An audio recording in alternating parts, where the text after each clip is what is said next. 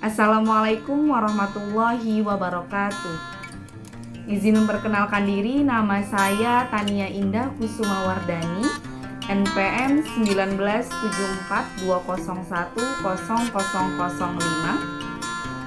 Saat ini saya bekerja di Lapas Kelas 1 Bandar Lampung dan melanjutkan perkuliahan S1 di Universitas Saburai Lampung. Baiklah, saya akan menjelaskan tentang hukum perikatan. Dosen pengampu Ibu Dr. Lina Maulidiana SHMH. Diawali dengan pengertian hukum perikatan. Hukum perikatan ini ialah hubungan hukum yang terjadi antara dua orang atau lebih yang terletak di dalam harta kekayaan, di mana pihak yang satu berhak atas prestasi dan pihak yang lainnya wajib memenuhi prestasi tersebut. Nah, menurut Profesor Abdul Qadir Muhammad mengatakan bahwa perikatan itu ialah hal yang mengikat orang yang satu terhadap orang yang lain. Hal yang mengikat itu dapat berupa perbuatan, misalnya jual beli barang, berupa peristiwa misalnya lahirnya seorang bayi, matinya orang, dan dapat berupa keadaan, misalnya letak perkarangan yang berdekatan rumah yang bersusun, di mana perikatan yang terjadi antara orang yang satu dan dengan yang lain disebut dengan hubungan hukum atau legal relation yang oleh pembentuk undang-undang atau oleh masyarakat diakui dan diberi akibat hukum. Selanjutnya, unsur-unsur perikatan. Nah, unsur-unsur perikatan itu yang pertama adanya lega atau norma hukum, yang kedua adanya para pihak yang disebut dengan subjek hukum, orang-orang yang terkait dalam hal itu. Terus yang ketiga adanya objek hukum. Yang keempat adanya suatu harta kekayaan atau benda. Ya, selanjutnya pengertian perjanjian. Perjanjian ini adalah suatu perbuatan hukum di mana seseorang atau beberapa orang mengikatkan dirinya kepada seseorang atau beberapa orang lainnya. Atau bisa dikatakan dengan perjanjian ini adalah dua orang yang saling mengikatkan dirinya. Nah, apa aja sih unsur-unsur perjanjian itu? Yang pertama adanya para pihak yang terkait. Yang kedua adanya persetujuan. Tiga, adanya tujuan yang hendak dicapai. Terus selanjutnya adanya prestasi. Selanjutnya adanya bentuk baik tertulis maupun tidak tertulis. Terus selanjutnya adanya syarat-syarat tertentu. Nah, apa aja sih asas-asas dalam hukum perjanjian itu? Yang pertama, asas kebebasan dalam berkontrak. Pada pasal 1338 BW mengatakan bahwa segala sesuatu perjanjian dibuat secara sah oleh para pihak, berlaku sebagai undang-undang bagi mereka yang membuatnya. Selanjutnya, asas konsensualitas, bahwa perjanjian tersebut lahir pada saat terciptanya kata sepakat antara para pihak mengenai hal-hal yang pokok dan tidak memerlukan sesuatu yang formalitas. Selanjutnya saya akan menjelaskan tentang macam-macam perikatan. Perikatan itu ada yang tentang perikatan bersyarat. Kedua, perikatan yang digantungkan pada suatu ketetapan waktu.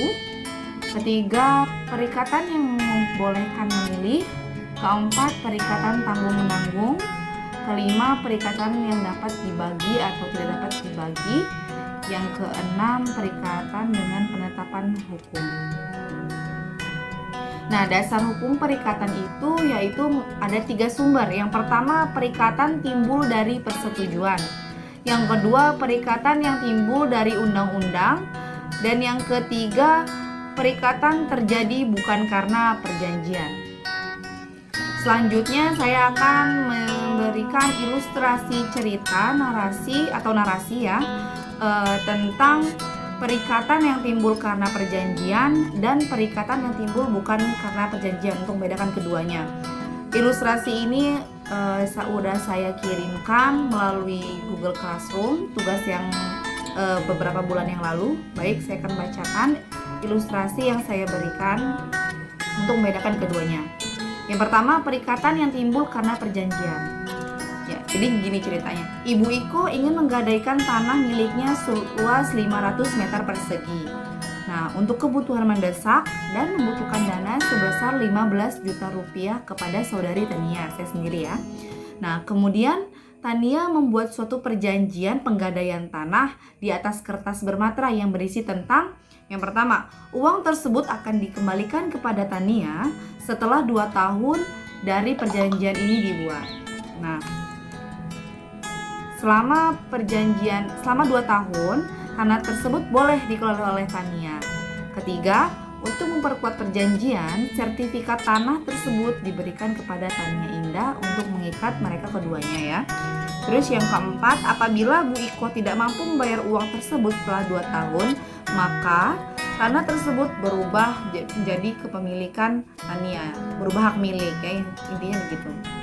Kelima, jika jangka waktu telah usai, maka Tania memberikan kembali sertifikat tanah tersebut dan Ibu Iko mengembalikan uangnya sebesar 15 juta tersebut.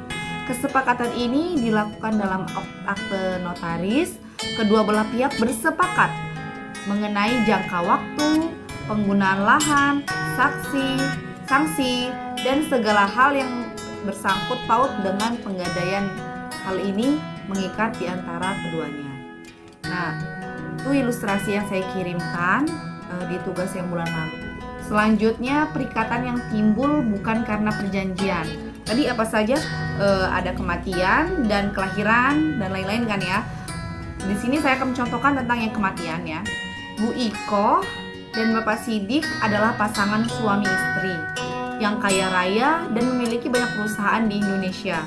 Namun, mereka belum memiliki anak.